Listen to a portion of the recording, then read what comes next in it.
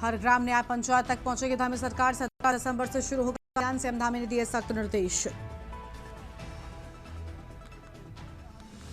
रुद्रपुर में जहरीली गैस से लोगों की आंखों में जलन, सांस लेने में हुई दिक्कत। प्रशासन जांच शुरू की, लोगों को सतर्क रहने की सलाह दी। विकासनगर में 2 अंतर्राज्यीय नशा तस्कर गिरफ्तार, आरोपियों से 90 लाख रुपए की 300 ग्राम स्मैक बरामद। दोनों पर कालसी में एनडीपीएस एक्ट का मामला हुआ दर्ज। विवादों में पंजाबी फिल्म सरदार जी 3 भारत में रिलीज नहीं हो सकी फिल्म। पहलगाम अटैक पर पाकिस्तान हीरोइन पर आधारित है film. Nainital Uttarakhand high court bar association की 15 दिसंबर को होगी वोटिंग। कई पदों पर होगा चुनाव, मुख्य चुनाव अधिकारी ने गठित की चुनाव समिति।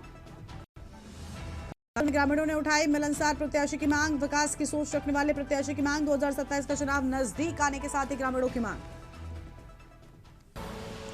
आप देख रहे हैं के न्यूज़, खबरों का साथी। नमस्कार, खबर उत्तराखंड में आप सभी का स्वागत है। मैं हूं आपके साथ गरिमा वाजपेयी। रुक करेंगे खबरों की ओर। देहरादून से खबर है, जन जन की सरकार, जन जन के द्वार कार्यक्रम। प्रदेश के 45 दिनों तक चलेगा कार्यक्रम और 17 दिसंबर से चलेगा अभियान। न्याय पंचायतों, ग्राम पंचायतों में लगाया जाएगा कैंप। आम आदमी से जुड़ी योजनाओं का दिया जाएगा। अभियान में राजस्व, पंचायती सहित 23 विभाग होंगे शामिल। प्रदेश के सभी जिलाधिकारियों को भेजा गया पत्र। ये कार्यक्रम न्याय पंचायत स्तर पर होगा संचालित। बड़ी जानकारी आपको हम बता रहे हैं।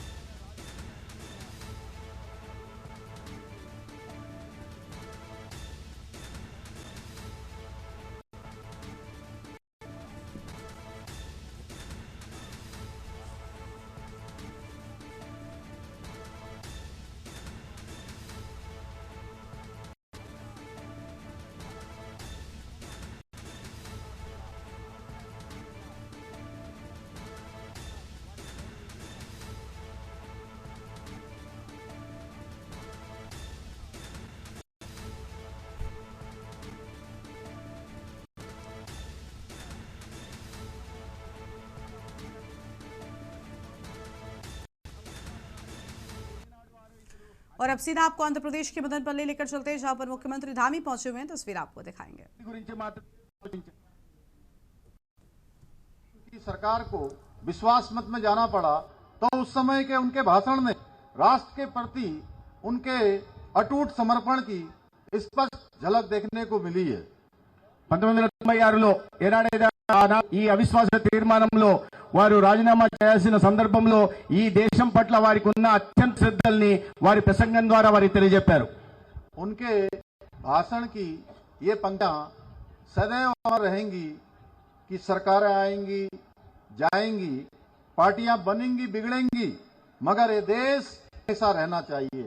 వారు ఆ సందర్భంగా చెప్పారు, ప్రభుత్వాలు వస్తాయి పోతాయి, పార్టీలు సృష్టించబడతాయి నశించబడతాయి, కానీ ఈ దేశం మాత్రం వైభవంగా ఉండాలి, ఈ దేశం వైభవం శాశ్వతంగా ఉండాలని వారు ఆనాడు చెప్పారు। देश के प्रधानमंत्री के रूप में श्रद्धेय अटल जी भारत को एक सशक्त, समृद्ध और आत्मनिर्भर राष्ट्र बना मार्ग प्रशस्त किया। దేశ ప్రధానమంత్రిగా ఒక స్వయం సమృద్ధ ఆత్మనిర్భర్ భారత్ ని వారు స్థాపించారు।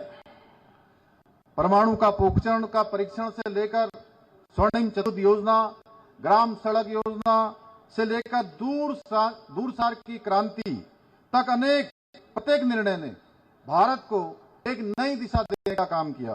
వారు ప్రధానమంత్రిగా గ్రామీణ రహదారులు నిర్మించడం గాని, స్వర్ణ చతుర్భుజ పేరుతో హైవేల నిర్మాణం చేయడం గాని, అదే విధంగా ఈ టెలికాం విప్లవం తీసుకొచ్చి దేశ స్థితిగతులు మార్చే ప్రయత్నం చేశారు। उन्होंने देश में सब पहले एक गठबंधन की सरकार का सफलतापूर्वक कार्यकाल पूरा किया और ये सिद्ध किया कि यदि एक उद्देश्य राष्ट्र की प्रगति और उत्थान का हो, राष्ट्र की सफलता का हो, तो बहुत सारे दल मिलकर भी सरकार चला सकते हैं। వారు మొట్టమొదటి కేంద్ర ప్రభుత్వాన్ని చాలా సమర్థవంతంగా నడిపించారు. ఈ దేశ హితం కోసం అనేక పార్టీలు కలవాల్సి ఉంటే, అనేక భావజాలాలకు సంబంధించిన పార్టీలు కలవాల్సి ఉంటే కూడా ఇదే హితం కోసం కలవాల్సి వస్తే దాంట్లో ఎటువంటి తప్పు లేదని వారు నిరూపించారు. श्रद्धेय अटल जी ने देश में सेवा, सुशासन और गरीब कल्याण पर आधारित एक नई क्रांति का सूत्रपात किया, जिसने अंतिम पंक्ति में खड़े व्यक्ति को भी मुहरा से जोड़ने में बहुत महत्वपूर्ण भूमिका निभाई. వారు పేదరిక నిర్మూలన కోసం, పేదల సంక్షేమానికి పెద్దపీట వేసి అత్యంత అట్టడుగు స్థానాల్లో ఉన్న వారిని జనజీవన జవంతులు తీసుకొచ్చి ఈ దేశ అభివృద్ధిని కూడా భాగస్వామ్యం చేశారు. आज उनकी प्रेरणा से आदरणीय प्रधान श्री नरेंद्र मोदी जी के नेतृत्व में देश में एनडीए की सरकार भारत को सशक्त, समृद्ध एवं स्वावलंबी बनाने की दिशा में आज अविस्मरणीय कार्य कर रही है. వారి నుంచి ప్రేరణ పొందిన ప్రధానమంత్రి భారత్ ని ఇవాళ స్వయం సమృద్ధ, శక్తిశాలి, ఆత్మనిర్భర భారత్ దిశగా పయనం సాగిస్తున్నారు. आज प्रत्येक सेक्टर में विशेष बनाकर योजनाबद्ध तरीके से विकसित एवं आत्मनिर्भर निर्माण की दिशा में कार्य किए जा रहे हैं. అనేక రకాలైన సంక్షేమ పథకాలను, అభివృద్ధి కార్యాలను తీసుకుని వాటిని ప్రణాళికాబద్ధంగా అమలు చేస్తూ భారత్ ఒక అభివృద్ధి చెందిన దేశం నడిపిస్తున్నారు. Startup India, vocal for local, make in skill India और डिजिटल इंडिया जैसी पहलों के माध्यम से आत्मनिर्भर भारत के स्वप्न को साकार करने की दिशा में ठोस कदम जा रहे हैं. Startup India, local for local లేదా మేక్ ఇన్ ఇండియా లాంటి వినూత్నమైన కార్యక్రమాలతో ఒక ఆత్మనిర్భర భారత్ ని, స్వయం సమృద్ధ భారత్ ని నిర్మిస్తున్నారు. स्टार्टअप इंडिया योजना के माध्यम से भारत आज दुनिया का तीसरा सबसे बड़ा स्टार्टअप इकोसिस्टम खड़ा करने वाला देश बन चुका है. స్టార్టప్ ఇండియా కారణంగా ఇవాళ ప్రపంచంలోనే అతి ఎక్కువ సంఖ్యలో స్టార్టప్లు ఉన్న దేశంగా భారతదేశం ఇవాళ ప్రపంచం ముందు నిలబడింది. आज भारत विश्व की चौथी सबसे बड़ी अर्थव्यवस्था बन गया है और एक बड़ी आर्थिक शक्ति के रूप में आज दुनिया में अपना स्थान दिया है.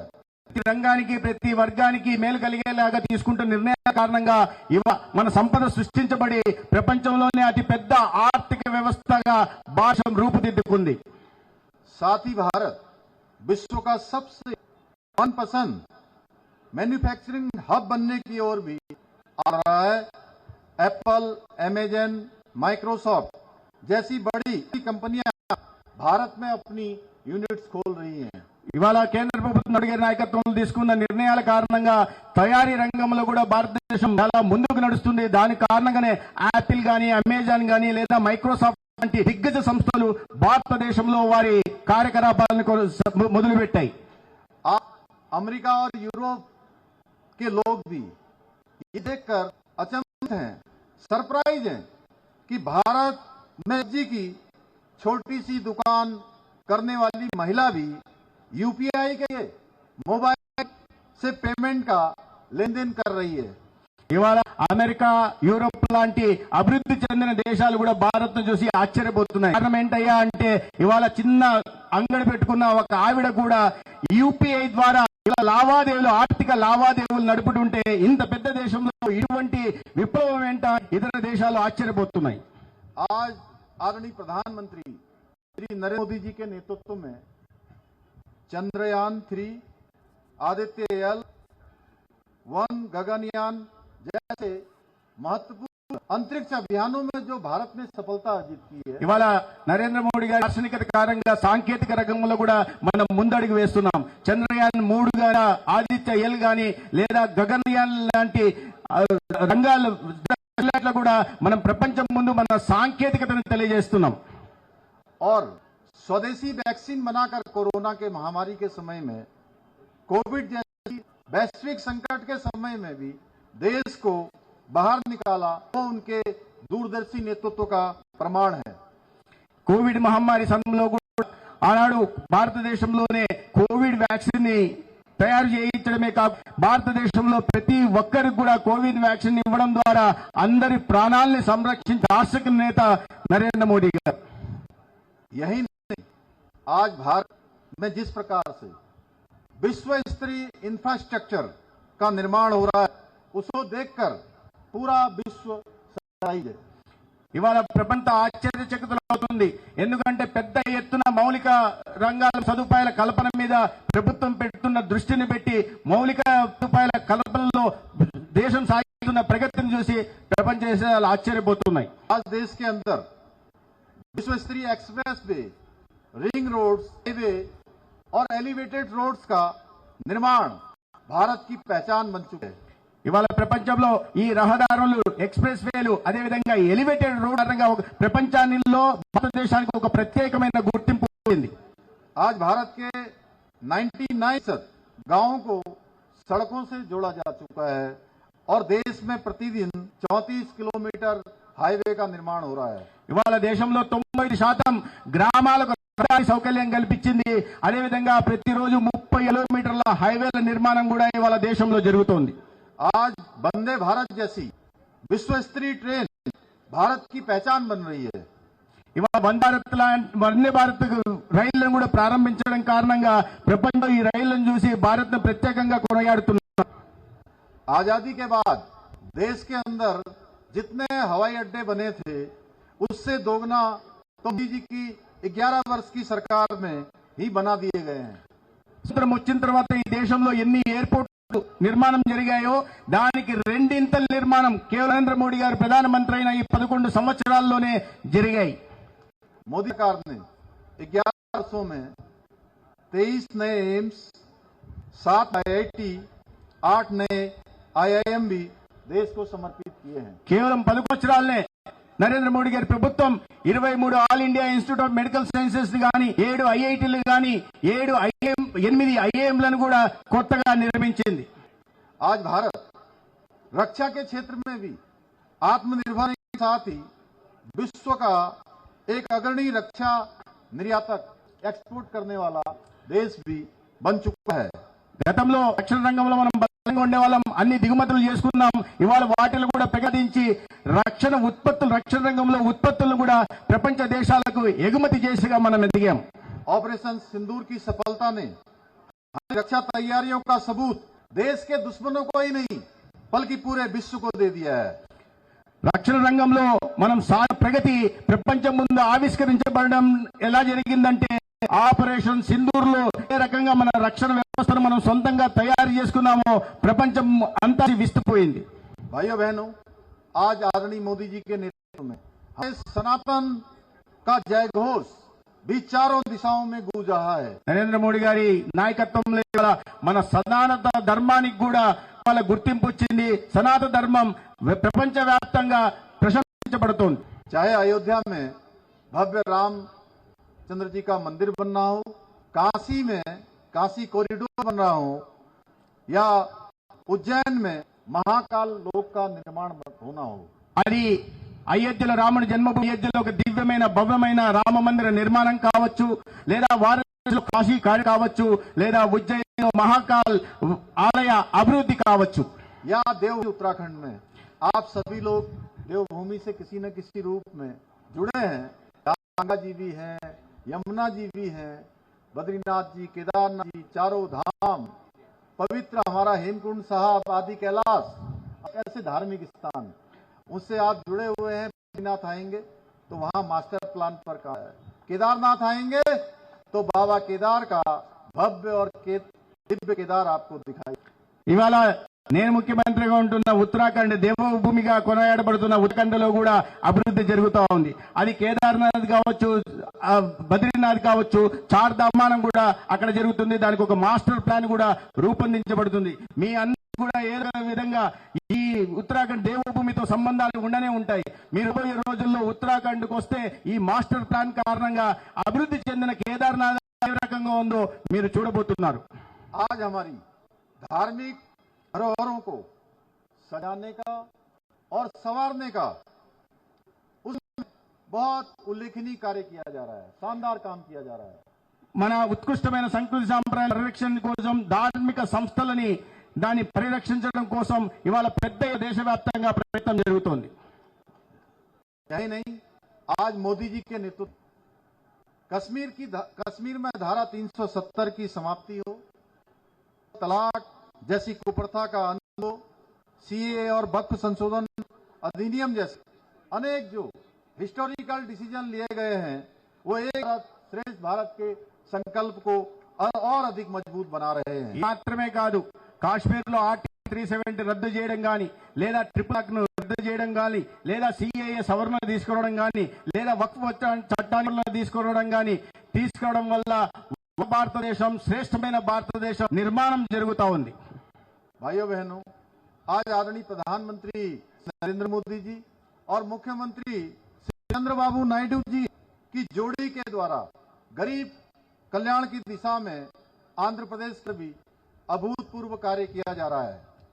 ఇవాళ దేశ ప్రధాని నరేంద్ర మోడీ గారు, రాష్ట్రంలో గౌరవ ముఖ్యమంత్రి చంద్రబాబు నాయుడు గారి జోడు కారణంగా పేదల సంక్షేమానికి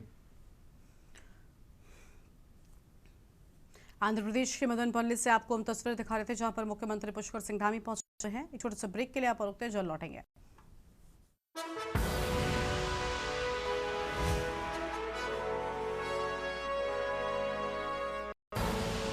आप देख रहे हैं के न्यूज, खबरों का। ब्रेक के बाद आप सभी का स्वागत है। रुक करेंगे खबरों की ओर। देहरादून से बड़ी जानकारी आपको बताते हैं, जहां पर केदारनाथ हेली सेवा के किराए में बढ़ोतरी के संकेत अगले में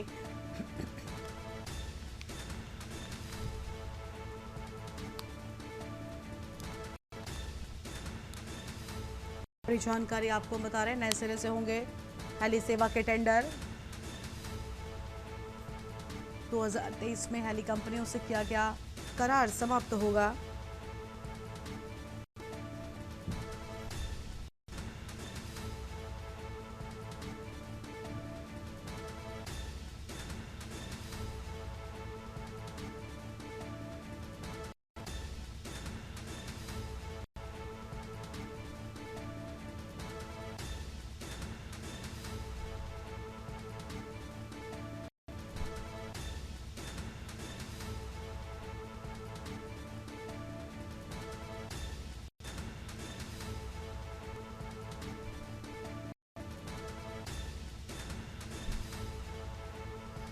करीब 1.40 लाख से अधिक यात्रियों ने किए दर्शन। बड़ी जानकारी आपको हम बता रहे हैं। केदारनाथ हेली सेवा में किराए में बढ़ोतरी के संकेत।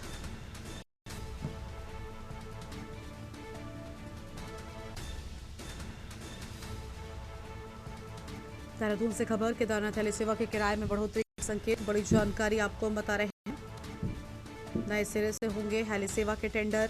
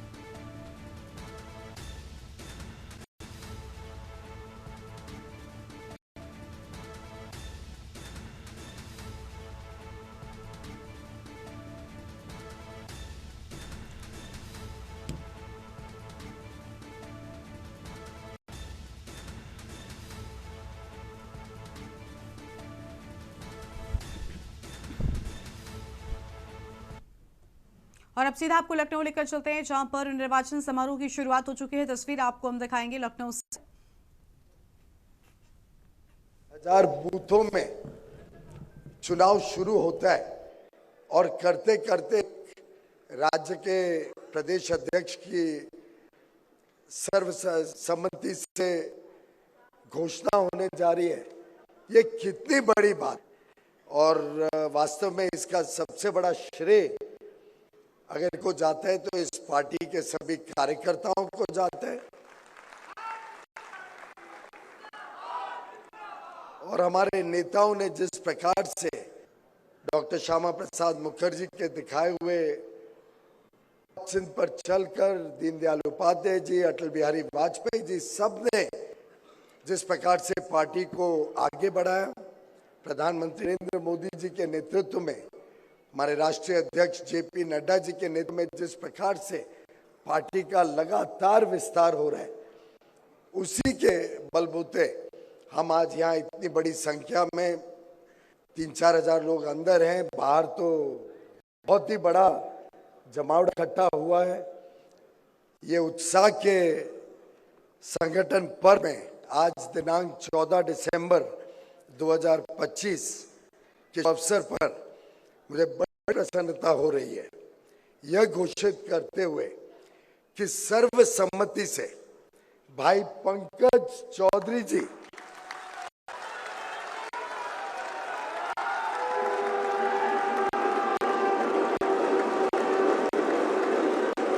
भाई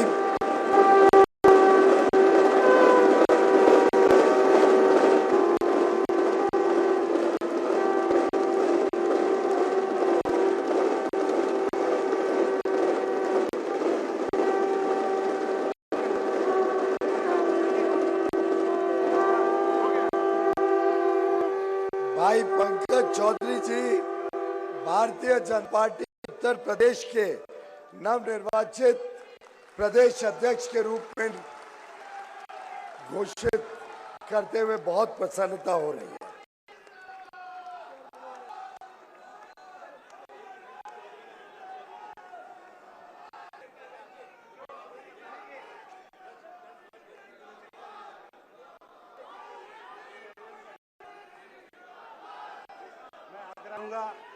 माननीय भूपेन्द्र चौधरी जी से कि भारतीय जनता पार्टी माननीय प्रदेश अध्यक्ष जी को सौंपेंगे।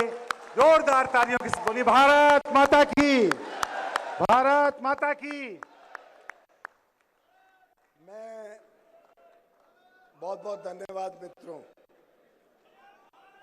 मैं ये घोषित करना चाहता हूं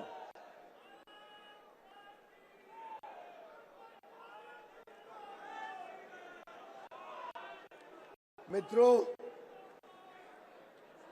मैं ये भी घोषित करना चाहता हूं कि राष्ट्रीय परिषद के कुल 120 सदस्य निर्वाचित हुए हैं।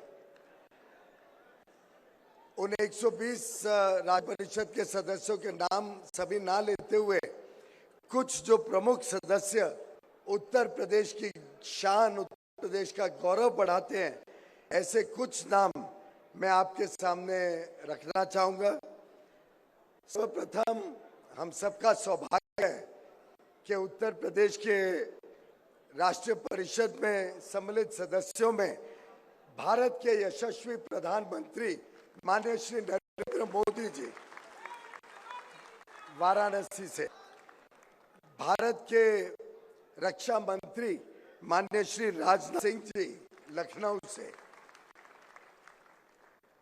माननीय श्री मुख्यमंत्री श्री योगी आदित्यनाथ जी गोरखपुर से, माननीय श्री केशव प्रसाद मौर्य जी प्रयागराज से, माननीय श्री ब्रजेश पाठक जी उन्नाव से,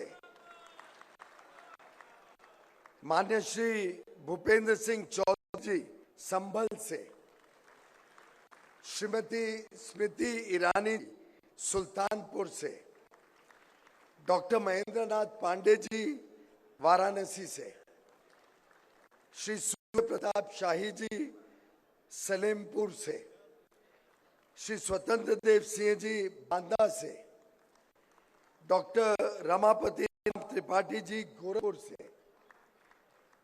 शेष सूची प्रकाशित की जाएगी और सभी माननीय राष्ट्रीय परिषद सदस्यों को और हमारे नए प्रदेश अध्यक्ष माननीय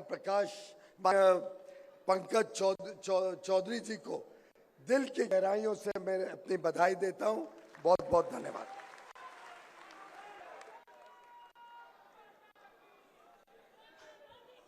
धन्यवाद।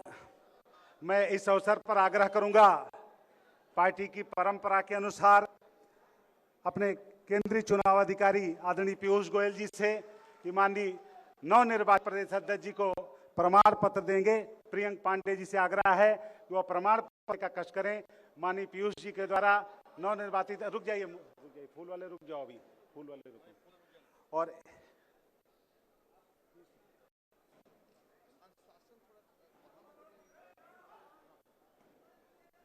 प्रमाण पत्र भारतीय जनता पार्टी के निर्वाचित अध्यक्ष के रूप में माननीय पीयूष गोयल के द्वारा दिया रहा है। बोले भारत माता की।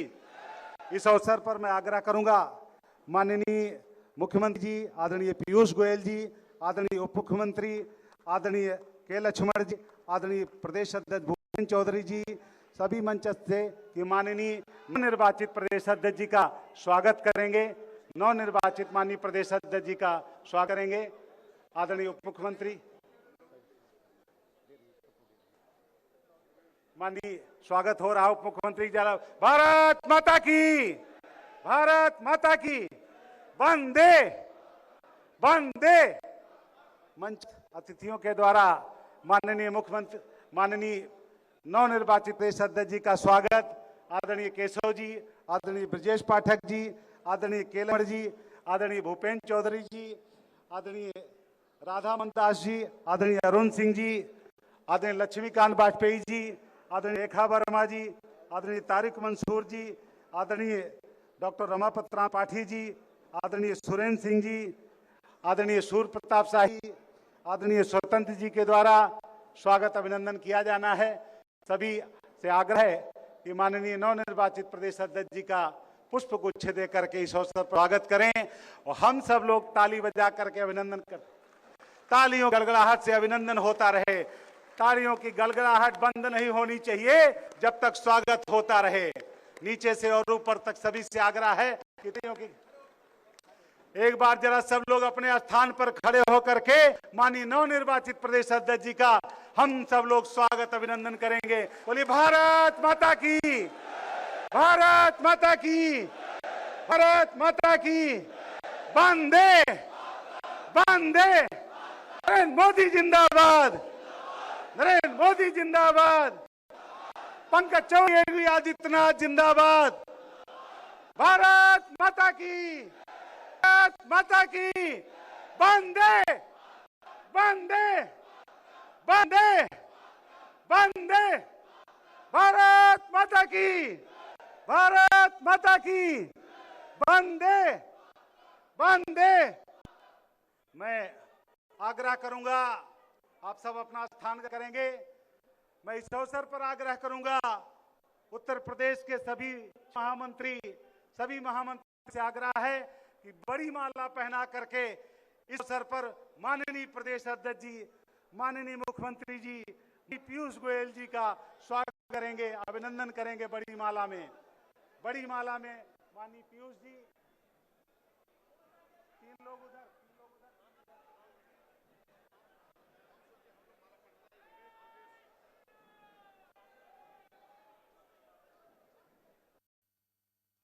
औपचारिक ऐलान कर दिया गया और भव्य स्वागत समारोह का आयोजन किया गया है। मुख्यमंत्री योगी आदित्यनाथ के साथ में दोनों ही डिप्टी सीएम और पूर्व प्रदेश अध्यक्ष भारतीय जनता पार्टी के भूपेंद्र चौधरी भी इस दौरान मौजूद नजर आए हैं। इस बुलेटिन में इतना ही। तमाम बड़ी खबरों के लिए आप देखते रहिए न्यूज़ इंडिया। नमस्कार।